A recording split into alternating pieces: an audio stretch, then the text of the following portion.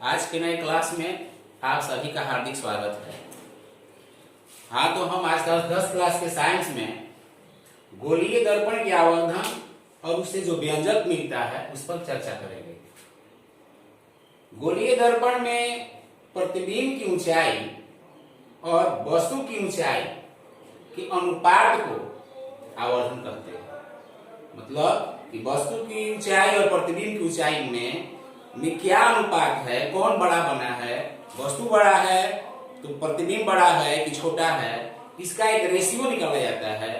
तो उसके अनुपात रेशियो अनुपात से निकलता है और ये रेशियो निकाल करके अनुपात निकाल करके हम लोग उसका आवर्धन प्राप्त करते हैं।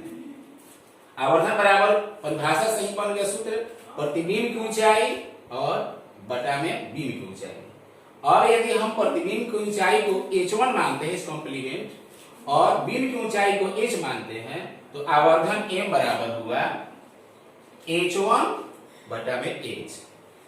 और इससे हम लोग को क्या निष्कर्ष निकला इस पर हम लोग चर्चा करते हैं। हाँ, तो बीम की ऊंचाई हमेशा धनात्मक होती है। क्यों?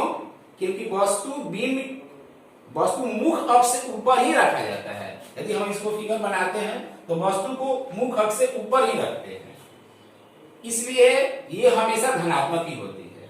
जब प्रतिबिंब वास्तविक उल्टा हो मतलब नीचे का बन जाता है। तो वास्तविक हो तो मुख अक्ष से ऊपर लंबवत रहता है, जब प्रतिबिंब वास्तविक उल्टा हो तो वह मुख अक्ष के नीचे लंबवत रहता है, नीचे इस कदर से। उस स्थिति में प्रतिबिंब की ऊंचाई माइनस, क्यों? क्योंकि ये पोल है और नीचे अक्ष पर माइनस ही मानी जाती है। नीचे लंबवत रहता है तो प्रतिबिंब माइनस। जब प्रतिबिंब आभासी सीधा हो, अगर प्रतिबिंब आभासी इधर सीधा घूमता है तो उस स्थिति में मुख अक्ष पर लंबवत रहता है, सीधा ऊपर की ओर लंबवत रहता है। और हम जानते हैं मुख अक्ष के ऊपर प्लस होता है, इसलिए प्रतिबिंब की ऊंचाई प्लस हो गई। और इससे पूरे बात का निष्कर्ष क्या निकला कि यदि आवर्धन धनात्मक प्लस हो तो समझ लीजिए कि प्रतिबिंब आभासी है और सीधा है, और यदि आवर्धन ऋणात्मक हो, माइनस हो, तो समझ लीजिए कि प्रतिबिंब वास्तविक है और उल्टा है। आवर्धन की बात समझ में आया? गोलीय दर्पण में प्रतिबिंब की ऊंचाई और बीम की ऊंचाई के अनुपात को ही आवर्धन करते हैं कि वस्तु से प्रतिबिंब कितना बड़ा बना है, सीधा बना है कि छोटा बना है, तो वो उसका मैग्निफिशिएंट हो गया आवर्धन। कितना मैग्निफिशिएंट बना है, बड़ा बना है, उसी के अनुपात से इसको पता लगाएंगे। आगे हम लोग इस पर व्यंजक प्राप्त करते हैं। आगे इसको नोट कर लिया जाए और आगे इसके लिए हम लोग व्यंजक प्राप्त करेंगे।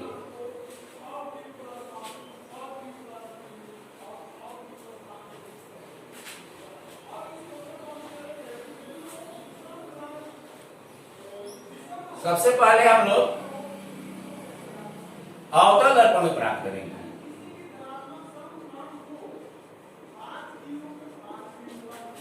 अवतल दर्पण में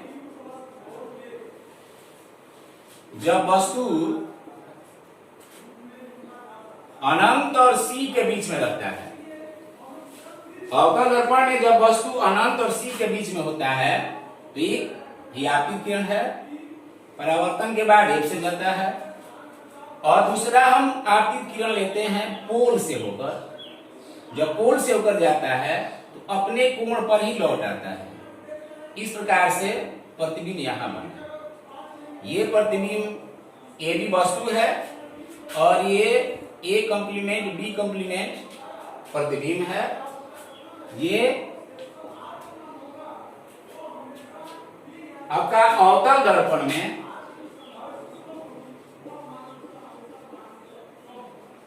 व्यंजक प्राप्त करने के लिए चित्र है। वस्तु कहाँ है? अनंत और सी के बीच में। यहां वस्तु रखेंगे, एक आपतित किरण लेंगे समानांतर मुख अक्ष से, ये फिगर आपको पहले से बताया गया है। उसके बाद ध्रुव से लेंगे और यह प्रतिबिंब बना। अब हम लोग ये जो ए बी वस्तु है, वस्तु ए बी का प्रतिबिंब जो है A1 B1 है। अब इसके लिए हम लोग कैसे वो व्यंजक प्राप्त करें, इस पर ध्यान देने की बात है।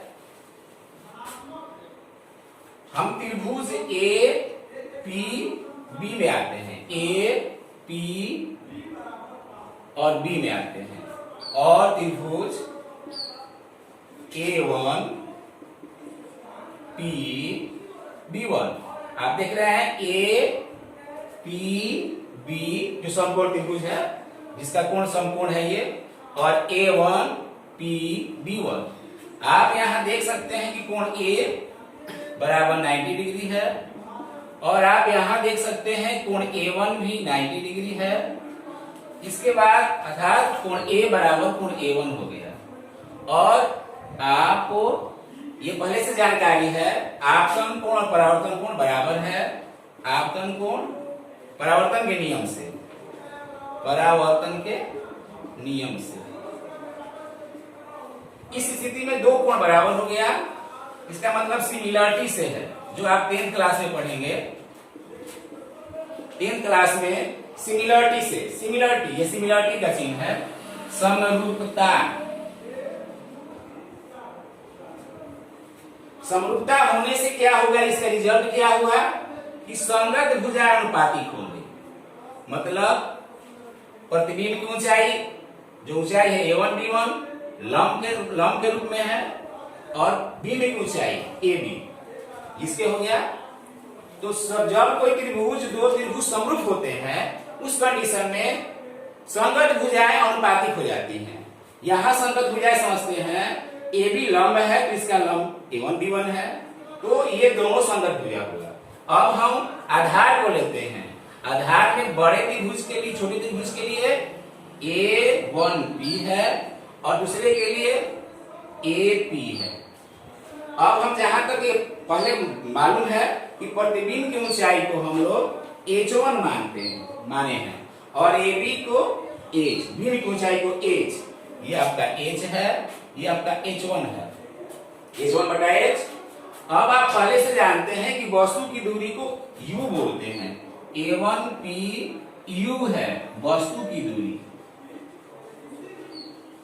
और AP और A1P प्रतिबिंब की दूरी है, प्रतिबिंब की दूरी। अब यहाँ A1P के जगह पर हम लोग V लिखते हैं, और AP के जगह पर U। अब हम समझेंगे कि अब जो A1P है प्रतिबिंब की ऊंचाई, वो मुख अक्ष से लंबवत नीचे है, तो इसका सिग्न हो गया आपका माइनस, और ये वस्तु ऊपर है, वस्तु लंबवत ऊपर है, तो उसका पॉजिटिव ऑलरेडी हमेशा ही होता है। क्योंकि ये उल्टा बदली बना है, मुख अक्ष से नीचे है, इसलिए ये हो गया आपका AP का मान U हो गया, और A1P का मान हो गया आपका -V। अब इसको हम लोग समझते हैं थोड़ा सा, इसको ही आवर्धन कहते हैं। प्रतिबिंब की ऊंचाई और बिंब की ऊंचाई के अनुपात को आवर्धन कहते हैं। इस प्रकार हम लोग को एक बराबर क्या प्राप्त हुआ, -V बटा में U। यही हुआ आपका व्यंजक अवतल दर्पण।